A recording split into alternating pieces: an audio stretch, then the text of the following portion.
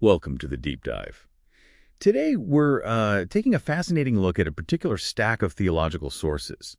These texts, they offer a really unique way of looking at foundational commandments, revealing some, well, pretty profound insights into their meaning, especially when you connect them to the figure of Jesus and the forces described as opposing him.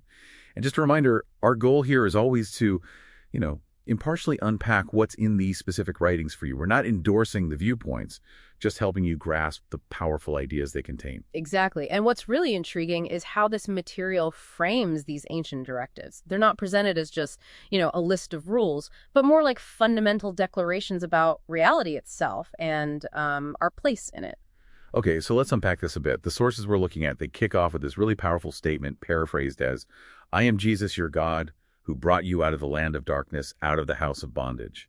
That's quite a statement to start with. How do these texts actually interpret that land of darkness or house of bondage? Yeah. Especially this idea of the slavery of sin. Well, what's fascinating is how explicitly these sources link committing sin with actually being a slave to sin. It echoes that idea you find in John's Gospel. And then almost immediately they emphasize that the Son makes you free.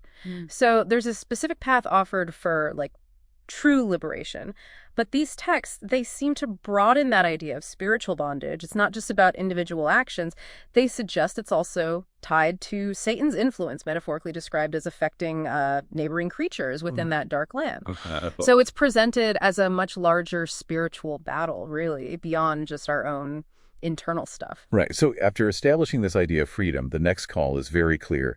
You shall have no other gods before Jesus. And based on what you're saying, this probably goes way beyond just, physical statues or idols. Oh, definitely. The material we're diving into, it highlights Satan's original ambition, doesn't it? To be worshipped, like tempting Eve to be like God, and that really audacious attempt to tempt Jesus himself with universal authority. Exactly. They offer in Luke's gospel all this authority if you just bow down. And if you connect that to the bigger picture these sources paint, yeah, they dramatically broaden the definition of an idol. It's really not just a physical thing. They argue it's, anything, any person, any idea, ambition, whatever captures our ultimate loyalty, anything we prioritize over the divine.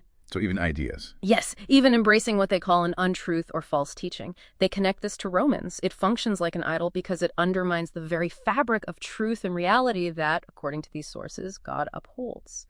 And taking God's name in vain in these texts, it's not just about swearing. It's presented as something deeper, like calling God a liar or saying his commands are impossible to follow, basically directly challenging his nature and the integrity of reality itself. Wow, okay. That's a much, much deeper reading. It is. Now, this next point, what about the Sabbath? This really makes you stop and think. Our sources discuss it as a sign, but then they seem to pivot, suggesting Jesus himself is the ultimate fulfillment of it. How do these texts explain that, this idea from Matthew that Jesus is the master of the Sabbath? Right, that's a key connection they make. The sources draw this really interesting parallel. They describe the traditional Sabbath as kind of like a shadow, almost like a blueprint or maybe a sketch pointing towards Christ himself. You see hints of this in Colossians. A shadow, okay. Yeah, symbolizing God's destined judgment on Satan and looking forward to that 1,000-year reign they talked about, a future time of ultimate rest and peace. So for believers, these texts argue that in Jesus, all days are Sabbath. It's a continuous state of rest, a reliance on him. A continuous state, not just one day. Exactly. But, and this is important, these writings also give a pretty stark warning.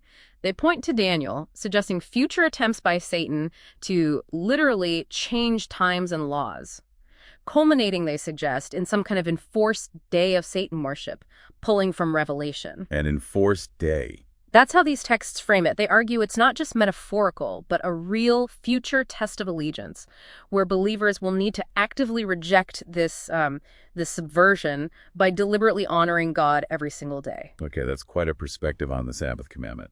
And finally, there's the command to honor parents.